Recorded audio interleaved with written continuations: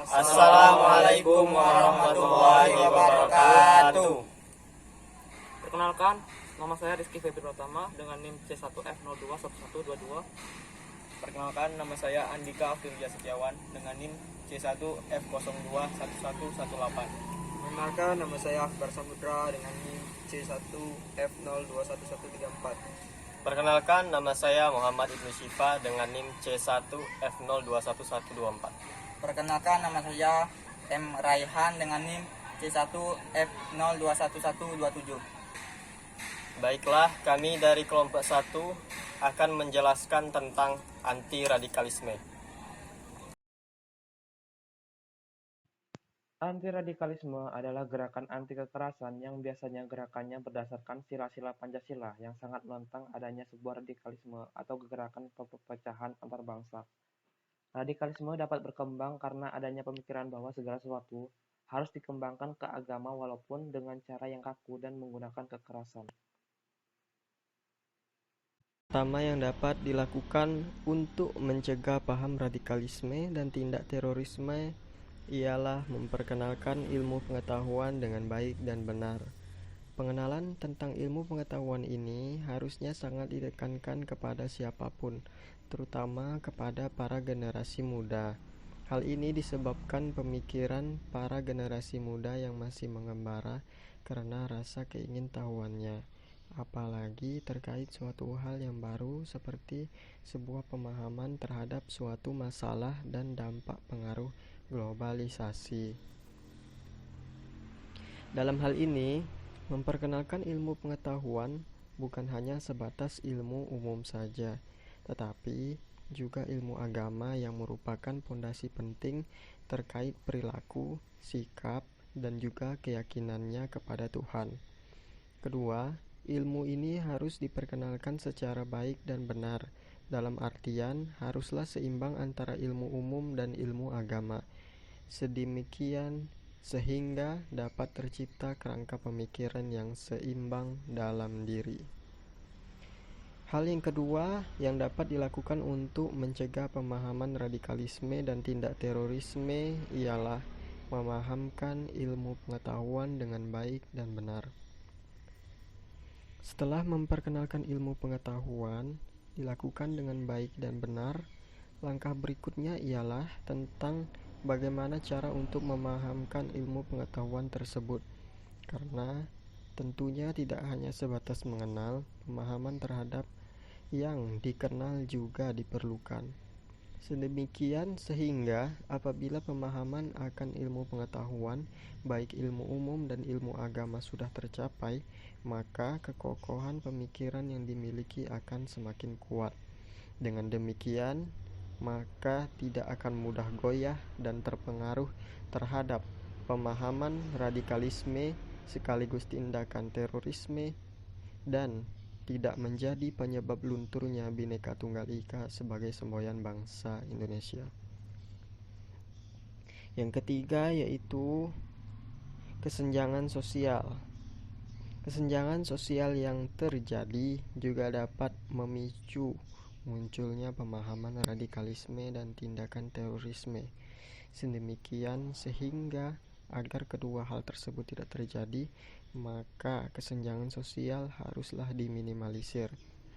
Apabila tingkat pemahaman radikalisme dan tindakan terorisme tidak ingin terjadi pada negara Indonesia, maka kesenjangan antara pemerintah dan rakyat haruslah diminimalisir. Caranya ialah pemerintah harus mampu merangkul pihak media yang menjadi perantaranya dengan rakyat, sekaligus melakukan aksi nyata secara langsung kepada rakyat. Begitu pula dengan rakyat, mereka harusnya juga selalu memberikan dukungan dan kepercayaan kepada pihak pemerintah bahwa pemerintah akan mampu menjalankan tugasnya dengan baik sebagai pengayom rakyat dan pemegang kendali pemerintahan negara.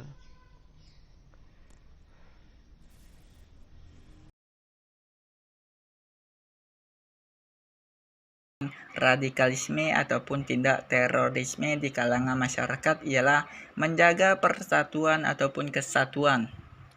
Sebagaimana kita sadari bahwa dalam sebuah masyarakat pasti terdapat keberagaman ataupun kemajemukan.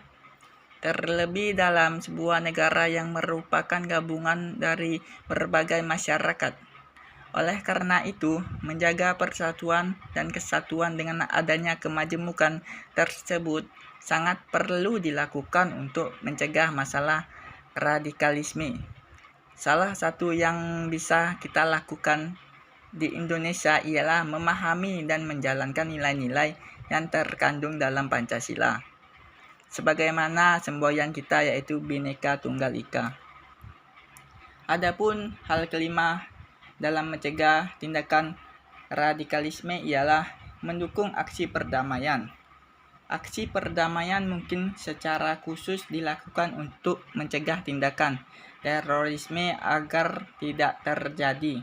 Kalaupun sudah terjadi, maka aksi ini dilakukan sebagai usaha agar tindakan tersebut tidak semakin meluas dan dapat dihentikan. Namun, apabila kita tindak lebih dalam, bahwa munculnya tindakan terorisme dapat berawal dari muncul pemahaman radikalisme yang sifatnya masih baru.